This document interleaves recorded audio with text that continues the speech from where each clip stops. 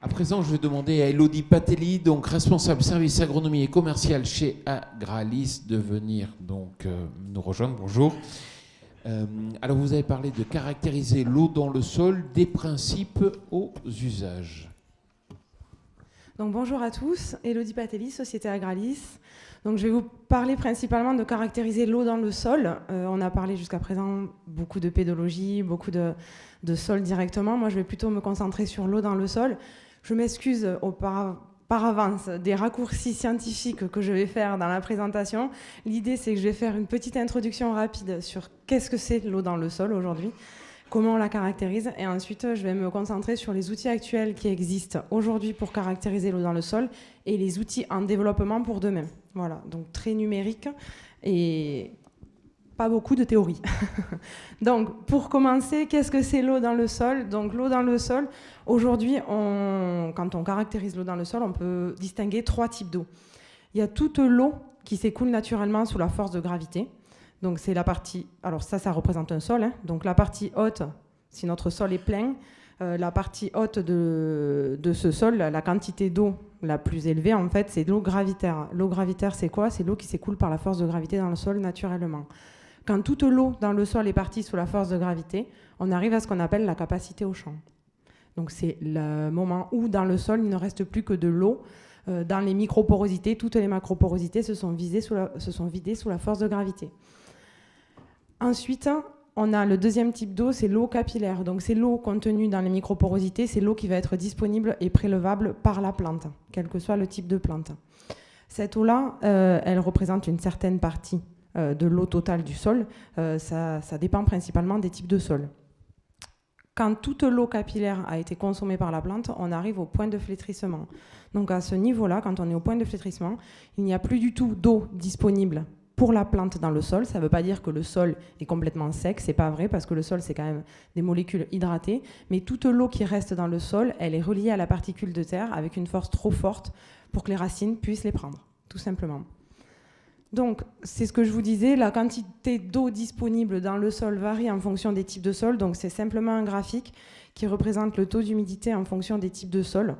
Et ce qu'on peut voir de première vue, c'est que le taux d'humidité global pour un sable est bien plus faible que pour un argile. Donc, c'est logique, hein, il n'y a pas plus d'explications à donner là-dessus. Simplement, malgré le fait que le taux d'humidité global pour un argile soit beaucoup plus élevé que pour un sable, entre les deux, il y a le limon, et donc la répartition entre eau disponible et eau non disponible n'est pas linéaire. C'est-à-dire qu'un sable, il n'y a pas beaucoup d'eau, mais il n'y a pas non plus beaucoup d'eau disponible pour la plante.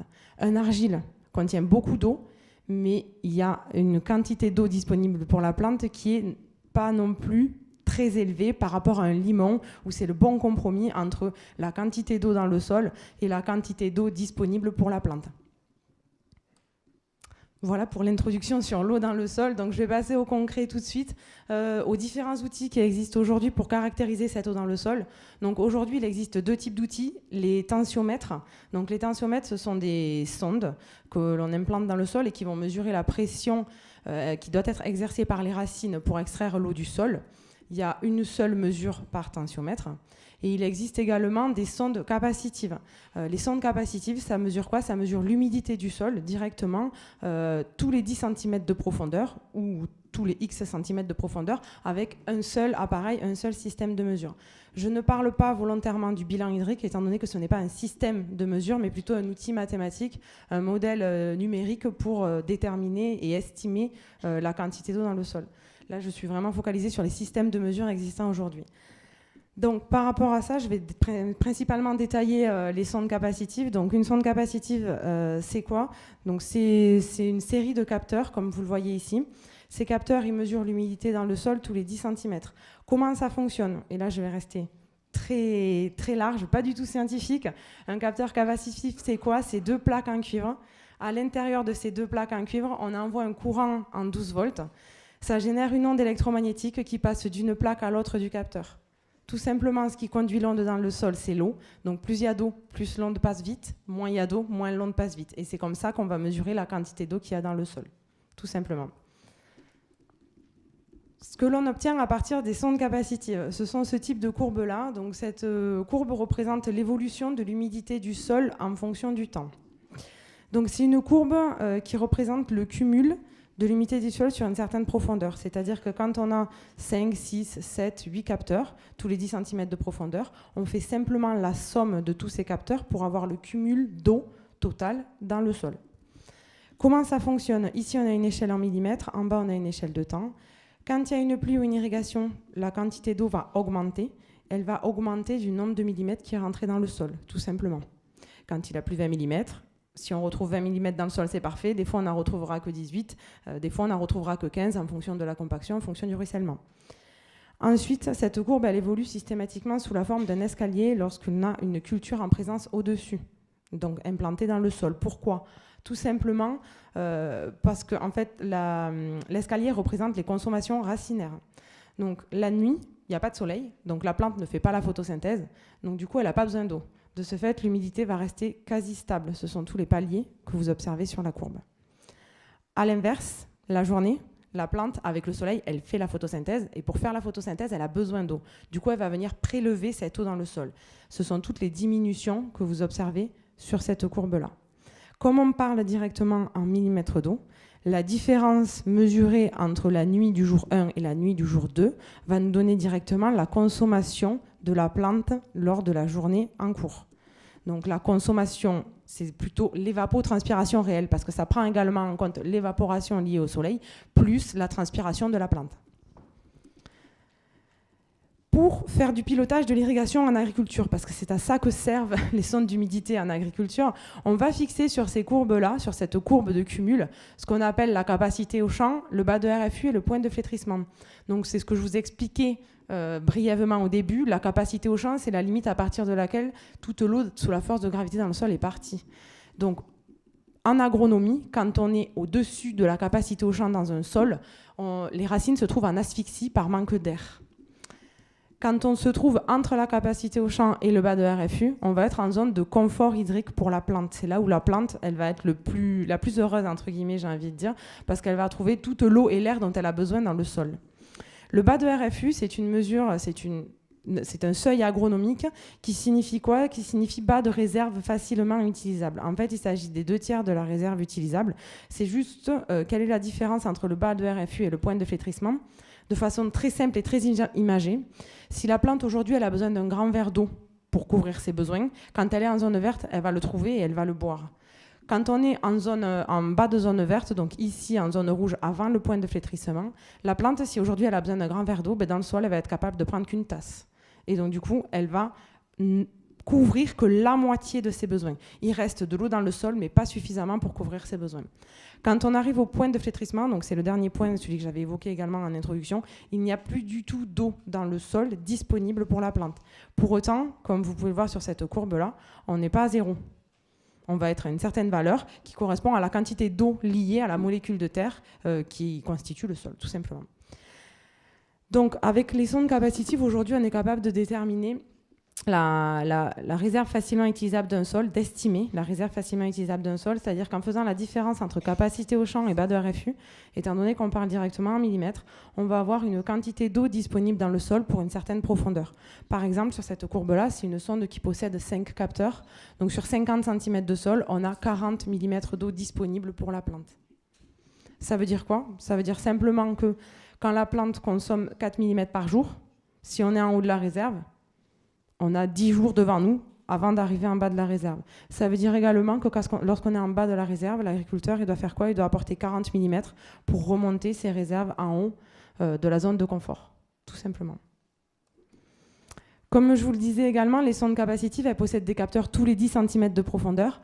Donc là, vous pouvez observer l'évolution de l'humidité comme tout à l'heure, sauf que là, on n'est plus sur une somme, mais on est sur le détail capteur par capteur.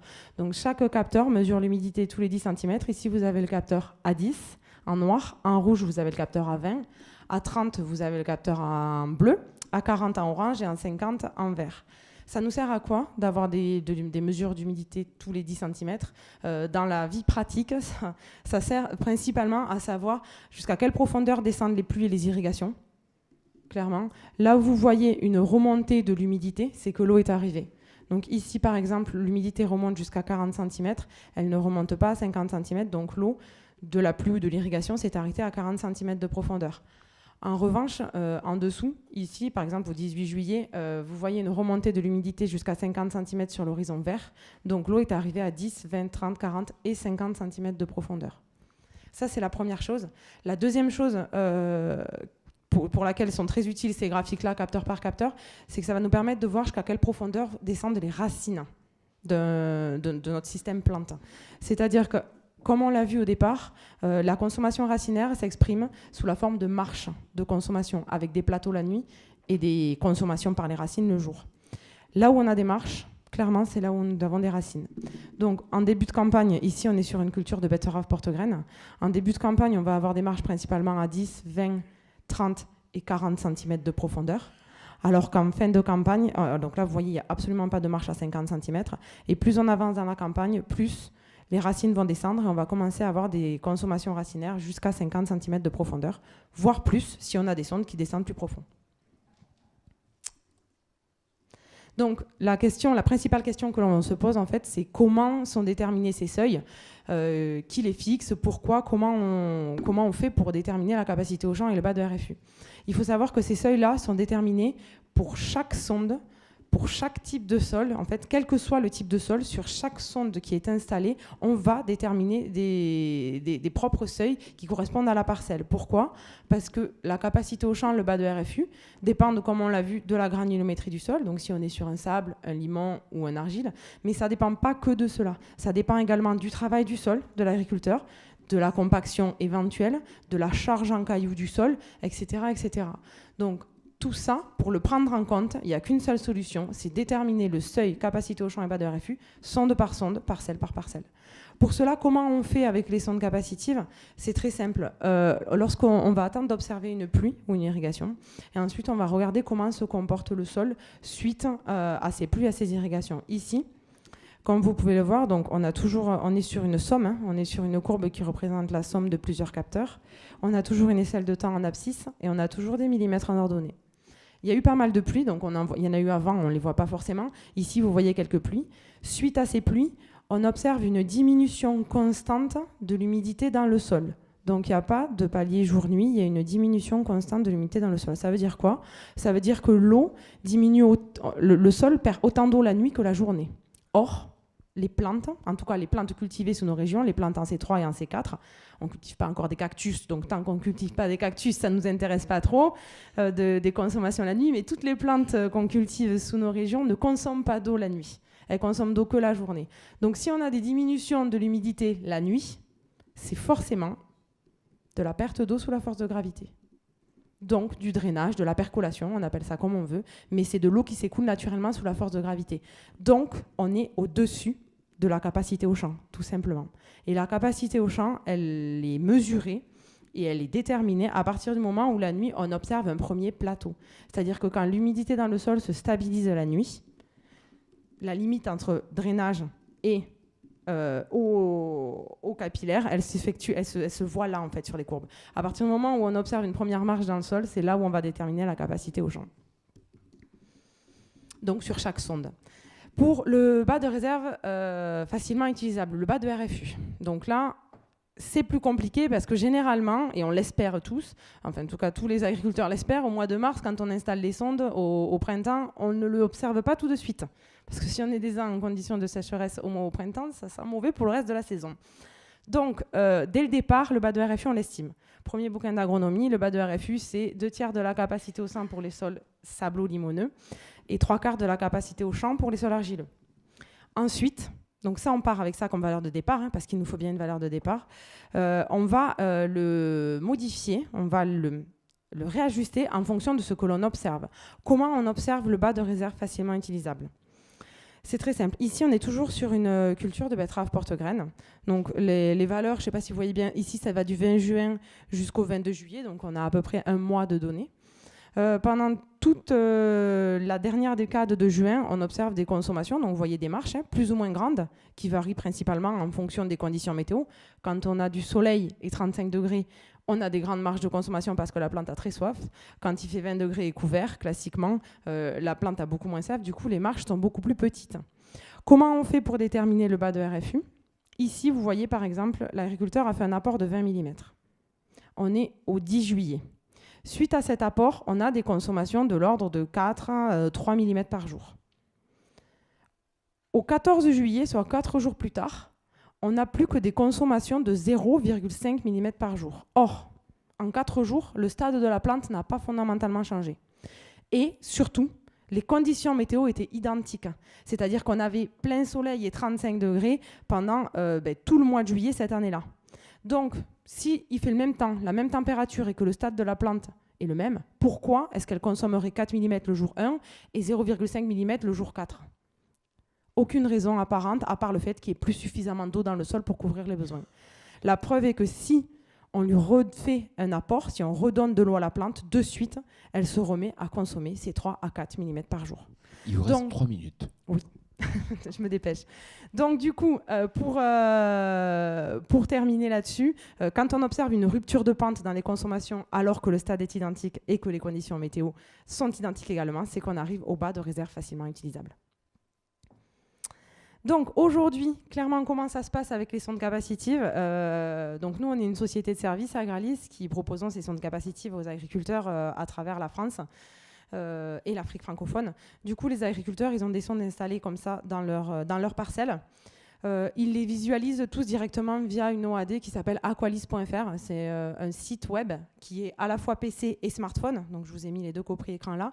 L'agriculteur, quand il se connecte, il arrive directement à une carte avec la géolocalisation de ses sondes sur ses parcelles. Et quand il clique sur la sonde qu'il souhaite voir, il arrive directement sur une interface comme celle-ci avec la courbe en direct. Et juste au-dessus, le conseil au pilotage de l'irrigation, quand nous avons une équipe d'agronomes qui réalise des conseils toutes les semaines aux agriculteurs pour les aider dans l'interprétation de ces courbes-là, parce que malheureusement, ce n'est pas inné d'interpréter une courbe de données de sonde capacitive. Donc, on a une équipe agro derrière qui fait ça. Vous pouvez, si vous voulez, consulter le site, il n'y a pas de souci, il y a des codes de démo qui sont disponibles.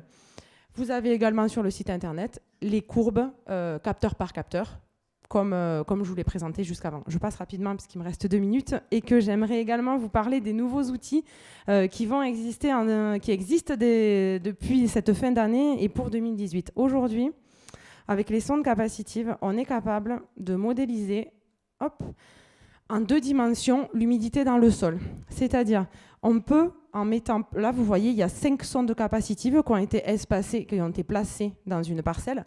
Une à 80, 40, 0 cm, plus 40 et plus 80 cm. Ces sondes capacitives possèdent chacune 6 capteurs. Donc un capteur à 10, 20, 30, 40, 50 et 60 cm. Et l'idée, c'est de pouvoir faire un film en 2 dimensions de l'évolution de l'humidité dans le sol en fonction des apports. Donc là, ce que l'on voit très bien, c'est qu'on est sur du goutte à goutte. Il y a 3 goûteurs, 1 à 80, 1 à 0, enfin 1 à moins 80, 0 et plus 80. Et ce que l'on voit, c'est au fur et à mesure des arrosages, la formation du bulbe d'irrigation et la consommation de l'eau dans le sol par les racines directement au cœur du bulbe. Donc c'est simplement un outil informatique qui est nouveau et qui permet de modéliser en 2D les irrigations, notamment en goutte à goutte. Là, par exemple, cette année, on a fait un essai donc en partenariat avec la Chambre d'agriculture de Vendée sur du tabac, donc, où vous avez une gaine en goutte à goutte et les 2 sondes qui sont placées juste ici à 15 et 35 cm du goûteur. Donc vous avez le pied de tabac, donc le pied de tabac est symbolisé ici, vous avez le goûteur qui est là, et donc on peut voir en 2 dimensions tout le côté du bulbe. En fait, à chaque fois qu'il y a une irrigation, vous voyez le bulbe se gonfler, puis les racines partir du pied pour venir consommer le bulbe, les irrigations au fur et à mesure qu'elles sont faites.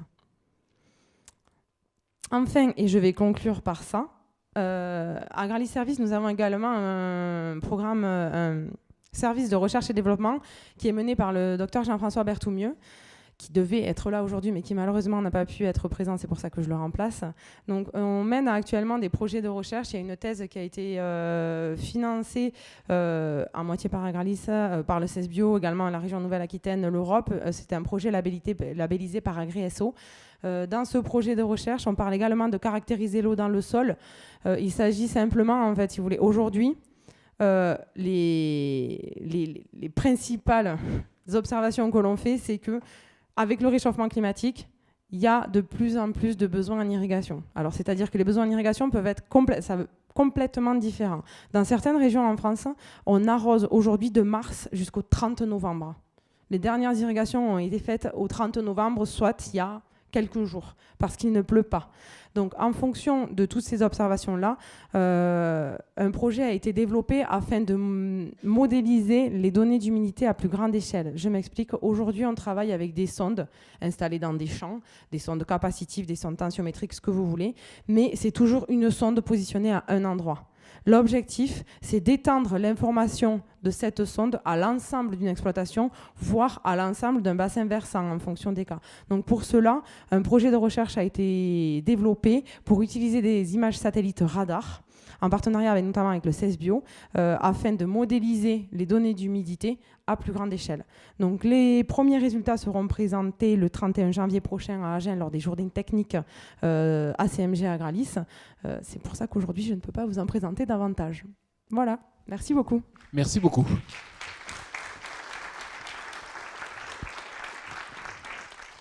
Alors, est-ce qu'il y a des questions? Qui souhaite poser une question? Oui. Merci pour cette présentation. J'ai bien compris comment en fait on utilisait les sondes capacitives et les propriétés des courbes pour définir la capacité au champ et puis la réserve facilement utilisable. Ce que j'ai pas compris, c'est comment on avait des millimètres en fait. Tout simplement, en fait, les sondes capacitives, elles ont été développées dans les années 89. Le brevet a été déposé en 89 en Australie par une société qui s'appelle Syntec.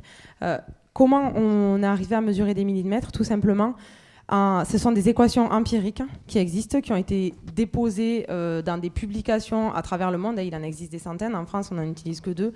Mais ces équations, elles permettent de passer de fréquences de mesure directement en millimètres. Comment? Vous avez une fréquence de passage de l'onde dans le sol, qui dépend évidemment de la quantité d'eau, qui est mesurée.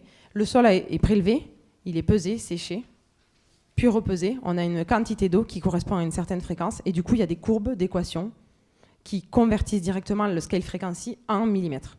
Voilà. C'est un brevet intellectuel qui a été déposé par Syntec il y a maintenant plus de 20 ans. Une autre question? J'en posais une. On a quand même relativement peu de capteurs, des sondes capacitives, des tensiomètres. Globalement, c'est-à-dire qu'ils satisfont bien les besoins ou on attend de nouveaux capteurs dans un proche avenir? Alors, peu de capteurs, c'est-à-dire? On a peu de systèmes quand même pour mesurer le sol là aujourd'hui quand on regarde. Vous avez parlé de deux grands types. Oui, les deux grands types. Oui, j'ai parlé des deux grands types. L'avenir nous le dira, j'ai envie de vous dire. Est-ce qu'ils satisferont les agriculteurs à l'avenir? Je ne sais pas. Aujourd'hui, c'est les principaux capteurs qui sont développés sur le marché.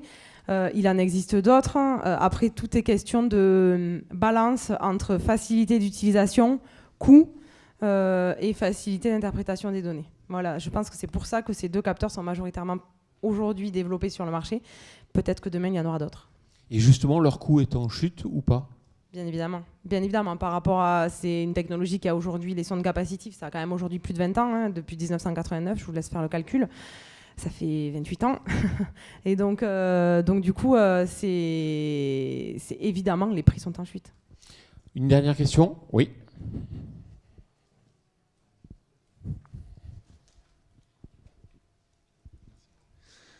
Merci pour la présentation. J'ai une question sur le positionnement des sondes au sein d'une parcelle, parce qu'on voit l'hétérogénéité qu'il peut y avoir à l'échelle d'une même parcelle. Comment vous procédez pour positionner les sondes et éventuellement gérer du coup les différences de mesures qu'il peut y avoir au sein même d'une parcelle en termes de conseils? Tout à fait.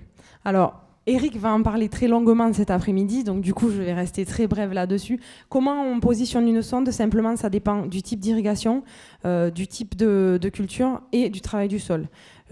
S'il y a des hétérogénéités, de toute façon, dans toutes les parcelles agricoles, il y a des hétérogénéités. Il n'y a pas une parcelle agricole qui est homogène. On ne va pas mettre des sondes à chaque point d'hétérogénéité de la parcelle. L'objectif, c'est pas ça, parce que si on voulait caractériser la parcelle, oui. Là, l'objectif de la sonde capacitive, dans ce cas-là en tout cas, c'est plutôt de faire du pilotage de l'irrigation. Donc, au lieu de tenir compte des hétérogénéités de parcelles, on va plutôt se focaliser sur le tour d'eau de l'agriculteur. C'est-à-dire que la sonde d'irrigation va l'aider à gérer son tour d'eau. Donc, si il arrose toutes 3, 4, 5 parcelles hétérogènes de la même façon, on va essayer de se placer dans l'endroit le plus représentatif de ces 4 à 5 parcelles. On va rester pratico-pratique pour l'aider dans le pilotage de son tour d'eau, pour qu'on ait un gain entre coût de la sonde et rendu pour l'agriculteur qui soit relativement bon. Elodie Patelli, merci beaucoup. Merci à vous. Merci.